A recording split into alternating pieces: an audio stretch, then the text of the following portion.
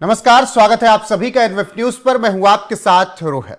संभल की जामा मस्जिद के सर्वे के विरोध में जब से बवाल हुआ उसके बाद से ही संभल चर्चाओं में है और इस बीच चर्चा में संभल के कई अधिकारी हैं और उनमें सबसे ज्यादा जो चर्चा में है वो हैं सीओ अनुज चौधरी, क्योंकि अनुज चौधरी के बयान और उसके बाद जिस तरीके से वो एक यात्रा के दौरान गदा थामे हुए नजर आए, जिसको लेकर बवाल शुरू हो गया, उसकी खूब चर्चा हुई।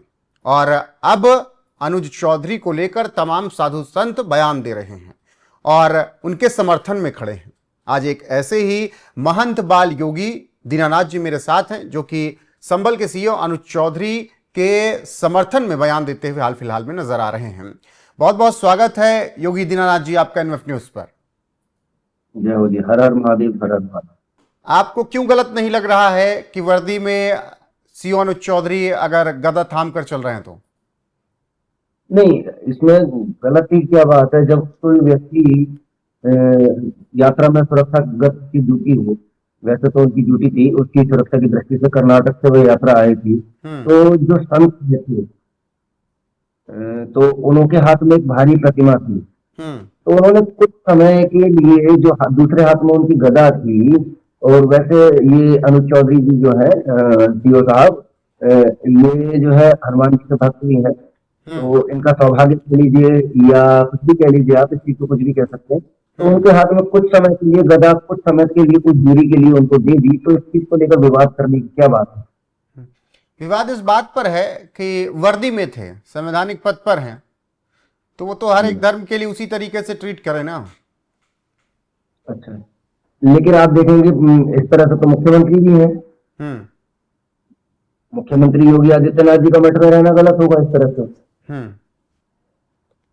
किसी प्रत्येक व्यक्ति की अपनी व्यक्तिगत आस्था भी होती है। क्या वर्दी में है तो उसकी व्यक्तिगत आस्था नहीं होगी जी? तो प्रत्येक व्यक्ति की अपनी व्यक्तिगत आस्था भी होती है, प्रत्येक व्यक्ति को अपनी व्यक्तिगत चीजों का अधिकार भी होता है, तो उस चीज से उसको हटाया भी नहीं जा सकता। लेकिन ये जो विवाद जो उठाया गया है, जो संभल में घटना हुई है, तो उस घटना को रोकने के लिए नहीं, मतलब उस घटना को छिपाने के लिए, क्योंकि अब वर्तमान समय में परम पूज्य मुख्यमंत्री योगी आदित्यनाथ जी ने उस घटना के आदेश, उसकी जांच के आदेश दिए हैं। उसकी जांच के तो आदेश हैं ही, उसके अलावा 1978 दंगों की भी जांच के बात कही गई कि कहा गया फिर से फाइल खुलेगी। हालांकि बाद में ये बयान आया कि केवल और केवल जानकारी मांगी गई 1978 के दंगों की सीएम योगी आदित्यनाथ की तरफ से। तो सही किया उन्होंने? बिल्कुल सही किया है, ये करना चाहिए। और 1947 से लेकर जो अब तक जितने भी दंगे हो उन सभी की जांच होनी चाहिए। लेकिन 1978 का सबसे बड़ा दंगा रहा है, उसमें लगभग 180 हिंदू मारे गए हैं एक साथ, सामूहिक रूप से एक साथ हिंदुओं की हत्या की, काटा गया, उनको जलाया गया, जला दिया के आसपास थे। और इसके अलावा अनाधिकारिक रूप से कहा गया कि 200 पार थे। जी जी जी जी जी जी।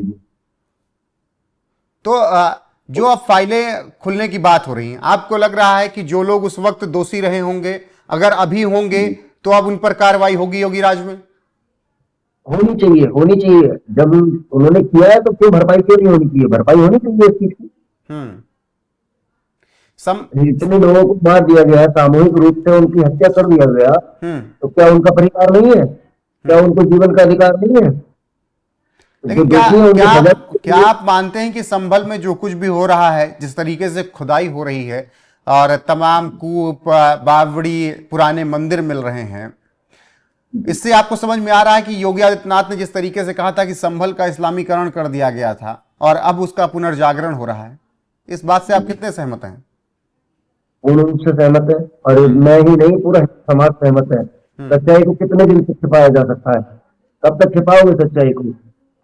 तीर्थ नगरी है संभल, इसका स्कंद पुराण के भूमिखंड में संभल का पूर्ण रूप से वर्णन किया गया है। आप संभल महात्म्य लिखा है, संभल महात्म्य पुस्तक पढ़ेंगे तो उसमें एक एक चीज का वर्णन किया गया है, कौन से तीर्थ कहाँ है, किस दूरी पर है, क्या एक एक धनुष की दूरी लिखी गई है उसमें, और कौन से तीर्थ में किस दिन स्नान करने से क्या लाभ मिलता है, ये सारी चीजें बताई गई है, दर्शाया गया है। लेकिन आप लोग सच्चाई को छिपाने का प्रयास किए थे पिछले समय में। अब धीरे धीरे जो सच्चाई है, जो तीर्थ है, जो कूप है, वो सारी चीजें सामने आ रही है, तो उनको पुनर्जागृत होना चाहिए, उनका जागरण होना चाहिए, उनका संरक्षण होना चाहिए, उनकी देखभाल होनी चाहिए, उनका पूजन पठन पुनः प्रारंभ होना चाहिए। किन लोगों ने सच्चाई छिपाई है? आपको क्या लगता है? जिसने इन सारी चीजों को छिपाया कर रखा है। आप देखिए, बावड़ी को छिपाया गया है और मंदिर खूब छिपाए गए।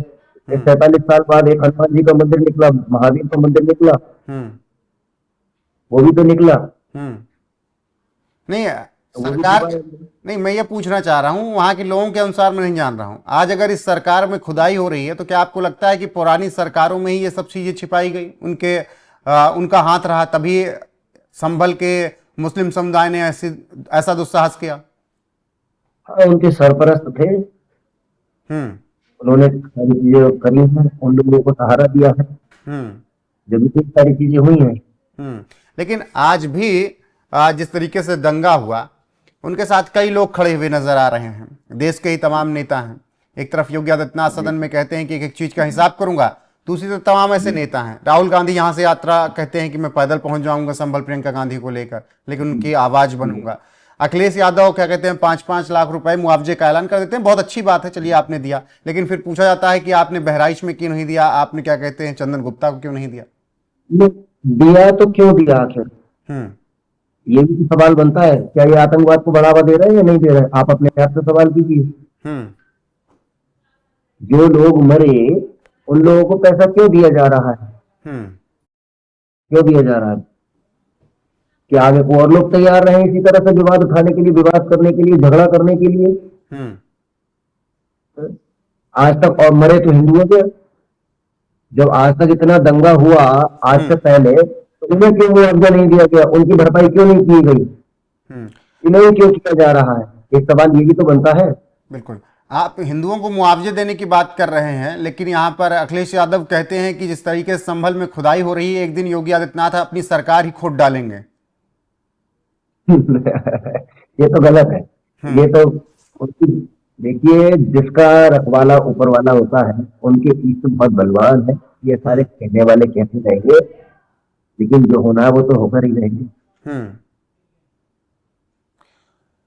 आप भी मानते हैं कि सीएम ऑफिस के नीचे शिवलिंग है, अखिलेश यादव जिस तरीके से कह रहे हैं? पहले ये भी तो खूब रहे थे। हम्म अगर ऐसा है तो इन्होंने दबाया होगा। हाँ सीएम ऑफिस में इन्हों भी तो राज रहा है, ये भी तो हाँ रहे हैं काफी समय पहले। हम्म वक्फ बोर्ड होना चाहिए देश में या नहीं, या फिर सनातन बोर्ड बिल्कुल होना नहीं चाहिए? होना चाहिए, सनातन बोर्ड होना चाहिए। मैं हम्म सनातन बोर्ड का समर्थन करूंगा, क्यों होना चाहिए? क्योंकि सनातन जो है सबको एक साथ लेकर चलने का अधिकार देता है, सबको एक साथ चलने का सिखाता है। हम्म सर्वे भवन्तु सुखिनः, सर्वे सन्तु निरामया, सर्वे भद्राणि पश्यन्तु मा कश्चित् दुःखभाग्। सबके सुख की कामना करता है, हम्म जमीनों पर कब्जे नहीं करता है। हम्म लेकिन अब तैयारी चल रही है, महाकुंभ में धर्म संसद होगी, वहां से एक प्लान तैयार होगा, और कहा जा रहा है कि सनातन बोर्ड अब बहुत जल्दी बनेगा। बनना चाहिए। हाँ मैं पूर्ण रूप से समर्थन करता हूँ इसका, और हर जगह हर क्षेत्र में लागू होना चाहिए, और वक्फ बोर्ड पूर्ण रूप से समाप्त होना चाहिए। हम्म महाकुंभ की भव्यता जिस तरीके से दिख रही है, कई लोग कह रहे हैं कि वक्फ बोर्ड की जमीन पर हो रहा है महाकुंभ। कहने से तो कुछ भी नहीं हो सकता ना। हम्म नहीं, उन मौलानाओं को क्या कहेंगे जो लोग कह रहे हैं कि वक्फ बोर्ड की 54 बीघा 55 बीघा जमीन पर महाकुंभ का आयोजन हो रहा है? वो तो ऐसे तो कहने को 54-55 बीघा क्या, जितने एरिया में होगा उस पूरे एरिया को भी कह सकते हैं। हम्म इतनी तो स्वतंत्रता इन्हें मिली है, हुई है, तो किसी भी चीज पर ये दावा लेकिन ठोक उसी सकते हैं, किसी स्वतंत्रता भी। के आधार पर तो हर जगह दावा ठोक दे रहे हैं। जी जी जी जी, यही स्वतंत्रता तो नहीं होनी चाहिए। हाँ इन्होंने इसी स्वतंत्रता का गलत उपयोग कर कर अलग अलग जगह पर हम्म अलग अलग दावे ठोक रखे। क्या ये सही है? नहीं, वो केवल जमीन पर दावा ठोकना है, या भव्य और दिव्य महाकुंभ की झलकियां जो दिख रही हैं उससे चिढ़ है उनको? चिड़ तो है, हम्म चिड़ तो है। हम्म इसी वजह से ये सारी चीजें कर रहे हैं। ये पहली बार महाकुंभ थोड़ी हो रहा है, पहले भी कभी कुंभ हुए हैं, हम्म महाकुंभ हुए हैं हम्म पिछले समय में। हम्म तो क्या प्रथम बार थोड़ी है। तो क्या प्रथम बार नहीं हो रहा, वही तो देश पूछ रहा है। तब इतना हाइप क्यों बना रखा है योगी सरकार ने? प्रत्येक व्यक्ति को अपनी चीज को करने का पूर्ण रूप से अधिकार है, वो चाहे भव्य करे या किसी की तरह से करे, हाँ है ना। नहीं, जिस तरीके जितना से महाकुंभ का आयोजन हो रहा है, मैं ये पूछ रहा हूँ, पहले की सरकारों में भी कुंभ हुआ, अब की इस कुंभ में क्या खास है जो कि इतना बढ़ा चढ़ाकर सरकार पेश कर रही है? बड़ा चढ़ाकर नहीं, जिस तरह से होना चाहिए उसी तरह से किया जा रहा है। कुछ आम चीज थोड़ी है कुंभ। हम्म। ये 144 वर्ष बाद ऐसा सहयोग बन रहा है। कुंभ तो प्रत्येक 12 वर्षों में होता है और 3 वर्षों के अंतराल 4 स्थानों पर होता है। लेकिन जो संयोग बन रहा है 144 वर्षों बाद बन रहा है, ना तो ये पीढ़ी आने वाले समय में कभी देख पाएगी, ना इससे अगली पीढ़ी देख पाएगी। इस वजह से तो इसे क्या जितना अधिक पहले की सरकारों में ऐसा महाकुंभ नहीं होता था? नहीं नहीं नहीं नहीं, इस तरह से तैयारियां नहीं होती। चलिए, आखिरी सवाल संभल से जुड़ा हुआ। संभल में एक चौकी बनाई गई मस्जिद के बगल में, जहां पर बवाल हुआ, पथराव हुआ, और उस चौकी का नाम जिस तरीके से रखा गया सत्यव्रत चौकी, उसके आधार पर कहा जाने लगा कि संभल का भविष्य में नाम भी बदला जा सकता है। नहीं, ये तो सारी चीजें आप मानते हैं संभल का नाम बदला जाना चाहिए? देखिए, संभल का सतयुग में नाम सत्यव्रत था। हाँ। इसका स्कंद पुराण में वर्णन है। हाँ। सतयुग में सत्यव्रत, त्रेता में महेंद्रगिरी, हाँ। द्वापर में पिंगली और कलयुग में इसका नाम संबंध है। हाँ। हाँ, तो ये सारी चीजें जो है नहीं, जब क्या कहते हैं मायावती ने मुरादाबाद से काटकर संभल बनाया तो उन्होंने भीमनगर रखा। जब समाजवादी पार्टी आई तो उन्होंने संभल बना दिया। तो मैं वो पूछ रहा हूँ, अगर सत्यव्रत चौकी बन रही है तो क्या भविष्य में एक बार फिर से योगी सरकार, नाम तो बहुत बदले हैं उन्होंने, क्या संभल का नाम भी बदला जा सकता है? अगर आवश्यक हो तो बदला जाए। अगर आवश्यकता होती है तो बदला जाए। ठीक है। जिस तरीके से आखिरी टिप्पणी, जो कुछ काम कर रहे हैं सीओ अनुज चौधरी ठीक कर रहे हैं, या के बिश्नोई, या फिर राजेंद्र पेंसिया जो डीएम है, या फिर वंदना मिश्रा, वो सब काम सही कर रहे हैं संभल में, या केवल एक हिंदू पक्ष के लिए कर रहे हैं? मुझे ये समझाइएगा। नहीं नहीं नहीं नहीं, सबके लिए काम किया जा रहा है। केवल हिंदुओं के लिए नहीं, सभी के लिए काम किया जा रहा है। आप जाकर देखेंगे जिनका जो जनसुनवाई जिस समय करते हैं, आप देखेंगे हिंदू मुस्लिम सभी के फैसले लगातार अच्छे से सुने जाते हैं। सभी लोगों को पूर्ण रूप से संतुष्ट किया जाता है। ऐसा कोई नहीं है कि पक्षपाती तरीके से चीजें की जाती हो।